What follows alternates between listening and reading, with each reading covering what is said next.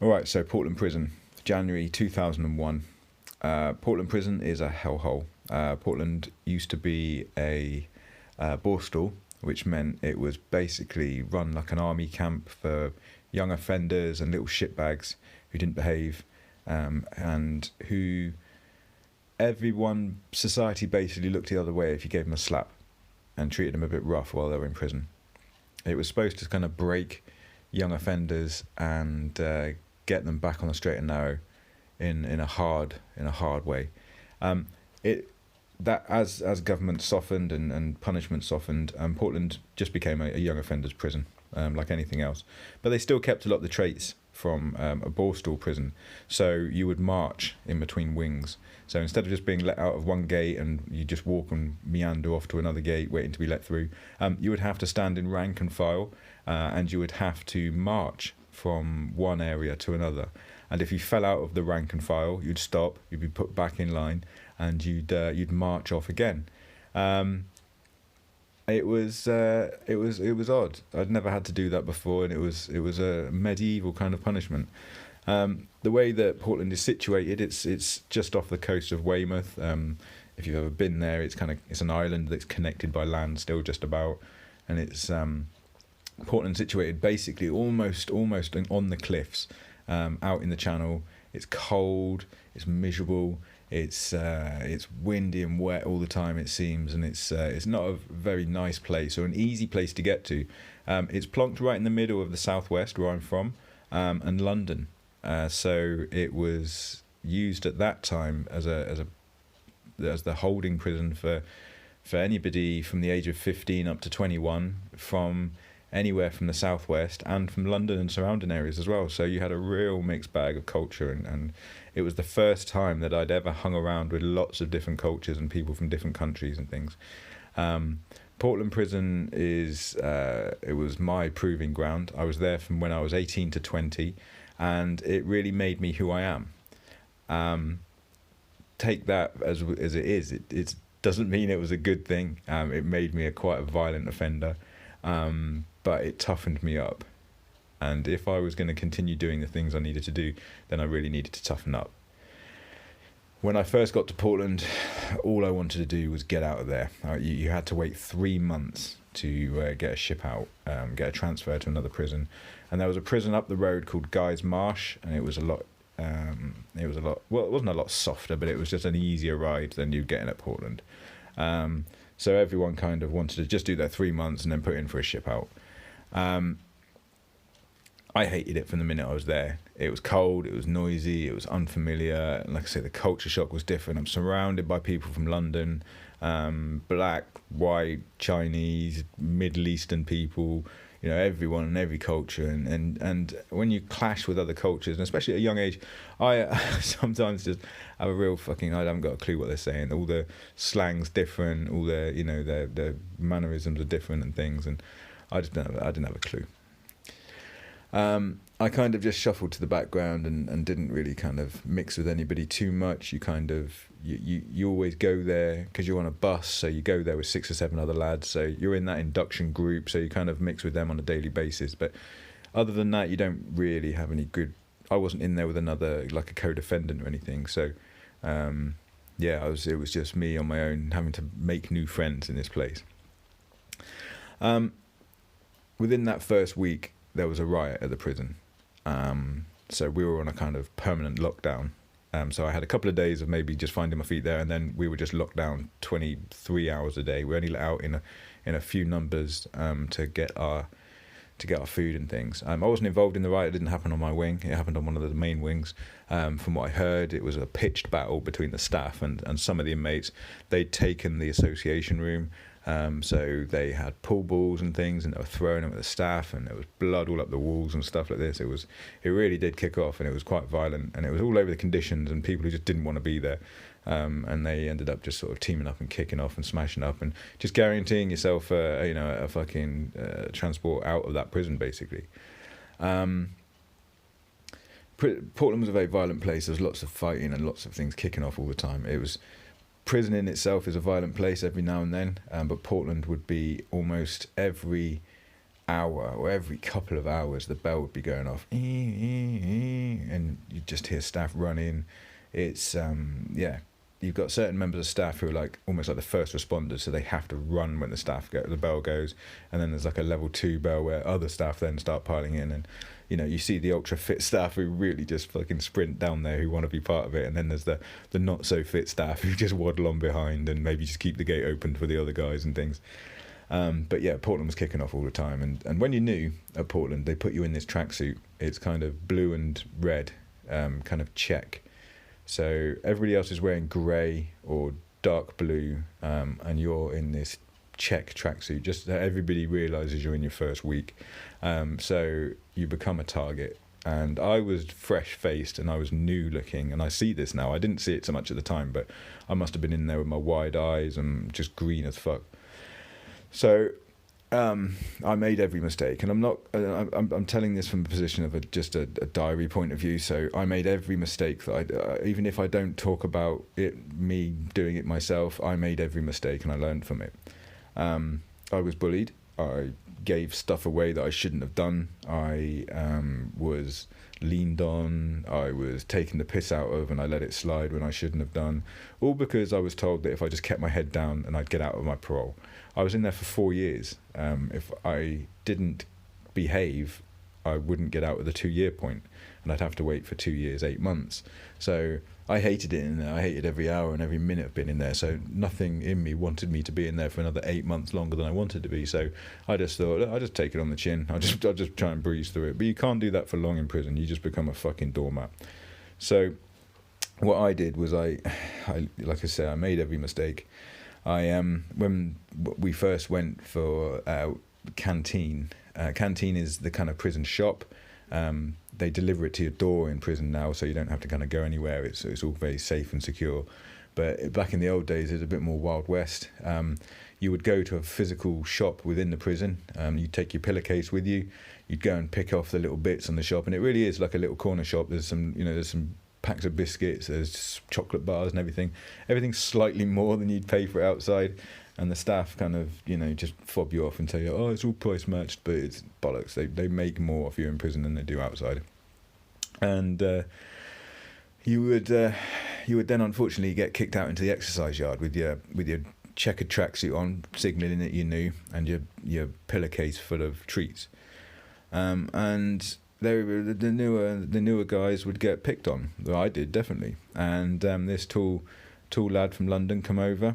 His name was Fitzpatrick. I'll never forget him. And he just come over and just didn't even talk to me or say anything. Just swooped in and took my pillowcase out of my hand and just held it above his head like a prize. Like, yay! And then started to go through it. And I was kind of like, I didn't know what to do. I'd been warned that by my brother, that I should react violently to any kind of situation like this, but I knew that wasn't me. So I was just kind of like this, hey, come on, give that back kind of guy. And it was fucking terrible. I froze with fear. And it was the first time since being a kid in school when you get bullied or get picked on in school and you don't react well. And I just didn't know how to react to that in the slightest. Luckily, one of the members of staff saw him sort of taking stuff out my bag, and they knocked on the window of the building that kind of overlooked the yard, because none of the staff were actually in the yard. They were just kind of indoors looking out because it's freezing out there, so they don't bother actually coming outside. And he kind of put it back in the bag. It was a pot noodle he took out, and he put it back in the bag, and it was like, he said something along the lines of, I'm a confidence leader. And I just thought, fuck, I've been here 5 minutes, and Exeter seemed like a nice warm blanket compared to this place. I hated it, and I'd only been here less than a week. On the walk back to the wings from the exercise yard, the boys noticed, and there was a big contingent of primarily black lads from London, noticed that this other white boy from the southwest had 2 pillowcases full of food, and he became a bigger target than I did at that point. So as they made it back onto the wing, the staff can't watch you everywhere, so there's a moment when the whole maybe 30-40 members of 30-40 prisoners are all spreading back out over the steps and the wings and going back onto different landings. The staff can't watch everything, so as we went up onto the second landing and the stairwell, those lads from London jumped on the fucking boy from the southwest and took everything. They beat him because he tried to fight back, but about 4 or 5 of them just jumped on him, beat him, punched him. He was right in front of me, and I saw him just fucking get savagely beaten. And they took everything he had, and he had loads of treats and stuff and tobacco and all sorts. He'd spent about 30 or 40 quid and forgot where he was basically, and he was just a walking target. And the worst bit about that is because it did get out that he'd been beaten and robbed, so the prison basically went onto lockdown, and all the cells of the people that were suspected, because there's cameras everywhere, so they could see what happened on cameras,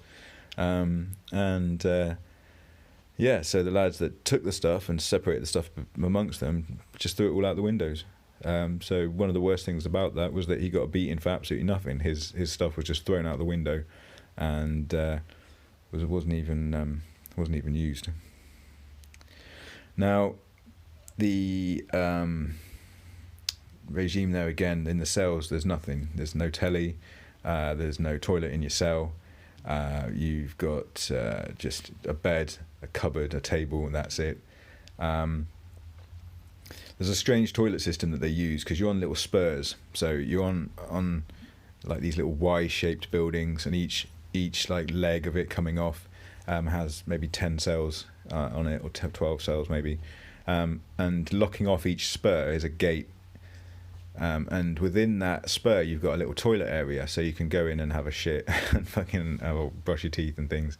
It's a shared facility between every inmate there.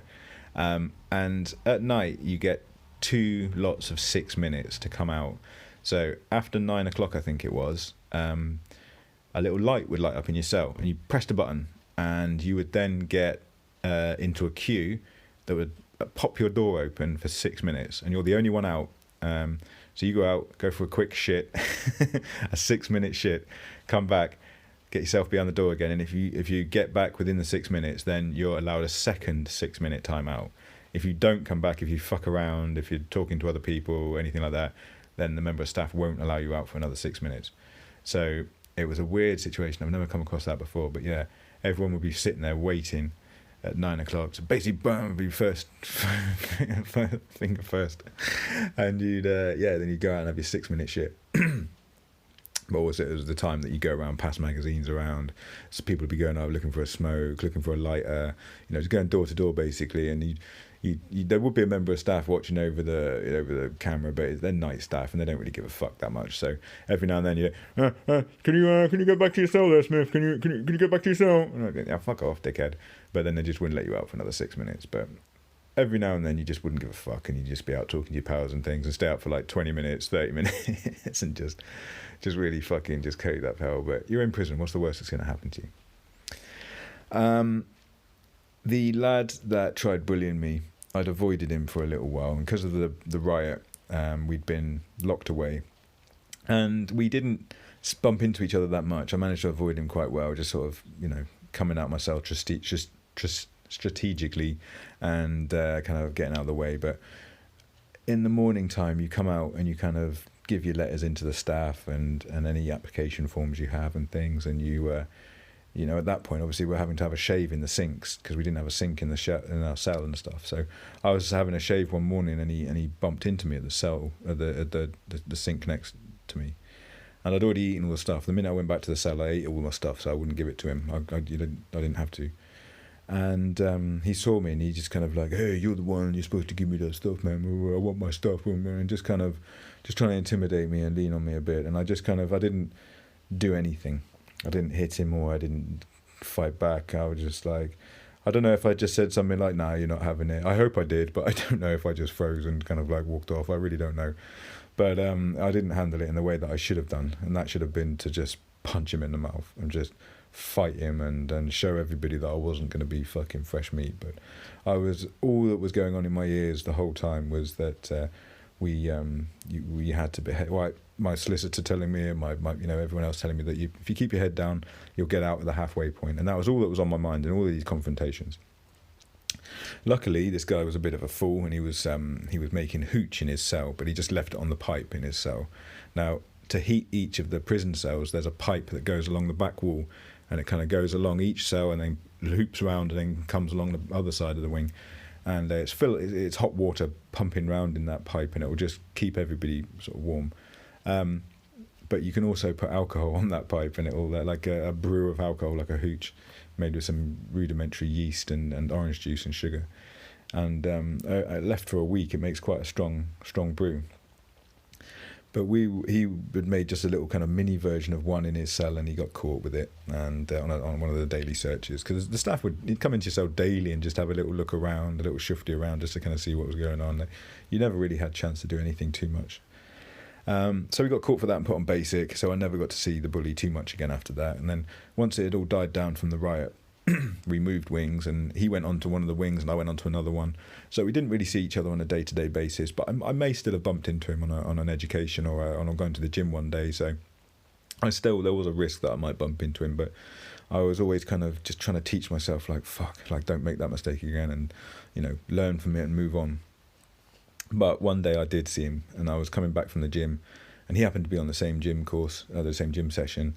And the staff again were in a spot where they couldn't see me, and he come up to me and he was just trying to humiliate me in front of other people, and he started slapping me with the sole of his shoe, like slapping me around the head with it. And other people were laughing at me, and he was like disciplining me like a child. I just kind of, just fucking blanked it out as much as I could and just tried to fucking get back to the wing where I knew I'd be in an element of safety and away from him. But one of the people that had been in that group came back to the same wing as me, and I saw him watching which cell I went into. I didn't know if he was just watching to see where I lived on the wing, or if he was watching to see if I went and spoke to the staff about what had happened. But he definitely watched where I went. He did come down to my cell later on that day, I think, or maybe the next day, and he just kind of, I can't remember what he said to me, but he just had a quick chat with me. The outcome of that was he ended up taking a phone card off me. He said he'd get me another one, but he just it's a way of bullies, just kind of softly bullying you, just going, oh, can I get a phone card? I'll get you another one back. And they never do, and you don't have the balls to ask them. So yeah, I felt like I was drowning. It was not a great time. I knew I was starting to become weak and picked on, so I had to start making some changes if I was going to survive. This was all still within the first 3 months of me being there, so I was not even able to get out of there yet, so I had to start making some changes, or I was never going to make it through the rest of the time. I still managed to keep myself out of trouble. I behaved over the next few weeks and months and got myself up onto the enhanced regime, which meant you get more time out of your cell, a lot less kind of lockdown. You get more privileges, more time on the phone, more money to spend. You get paid more. And when I say you get paid more, I mean you're getting paid closer to £10 rather than £7 or £6. It's not a massive amount. So you really do just tick by on that kind of money, and then you rely on any money that you get sent in. Now, I wasn't in much contact with my family, so I didn't get any money sent from my family, and my girlfriend was still talking to me. She knew the truth by now, but things were starting to become strained, and because of the distance, it was a 4 or 5 hour journey just to come and see me, so I wasn't getting any visits at all, and it didn't last much longer. But so I was stuck basically on this £10 a week income for quite a time. Now, when you're on the enhanced regime, you get to move up to another landing, which is a much smaller landing. It was only half the length of the wing. There was maybe only 10 or 15 cells up there. And there was a real mixed bag of criminals up there. But they were good lads, and we became a bit of a family. There was a lad from Jamaica, or a couple of lads from Jamaica. There was a couple of lads from London. There was a Kosovan, who I'm fairly sure was a war criminal. Just a couple of other people from different walks of life. And like I say, we were just this little family up there, and we really bonded over the months and years that we lived together. From that, I started to create a bit of a foundation of confidence that I built on, and decided to start going to the gym and getting bigger. Because again, I was only 18. I was still quite small and skinny. I hadn't really filled out, so I did look like a target, and this is possibly one of the reasons why I used to get picked on. But I wasn't getting any respect. I was bottom of the rung kind of guy in jail. I'd signed up to work in the carpentry shop in prison because the education classes are just remedial. They teach you basic skills. A lot of people in prison can't read and write, or have very remedial education levels. If you imagine the naughty kid in your class in school, or the one who fucked around and got kicked out of school, prison is where all of those people end up. So when you're in an education class in prison, you're full of that 1% of the people in your school who used to fuck around. They're 100% of the people in prison. So all you've got is just a bunch of people constantly fucking around, not learning, doing this, doing that. It's not a rich place for education. The prison used to actually pay us, the people who could read and write. You would get paid, I think, £5 per exam to do level 1 and level 2 literacy and numeracy. And every 3 months they'd put you forward for these tests again, because they wanted to show the government that the prisons were getting numeracy and literacy levels up in prison. But they weren't. All they were doing is just they had a list of all the people who could read and write, and they would pay you to take the test. So yeah, that was always a little bonus every couple of months to do your literacy tests. I did a course at the gym alongside my carpentry course, and it was great. I really relished sport, and I really relished the kind of getting my head out being in prison.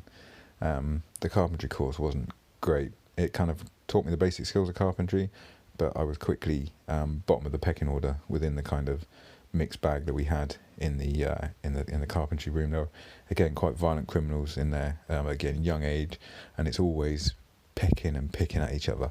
It's always difficult. It's always, if you can imagine, 18 and 19-year-old knobheads hanging around together, you're always in that pecking order and that gang mentality of like the runt of the litter, which unfortunately at that point I was.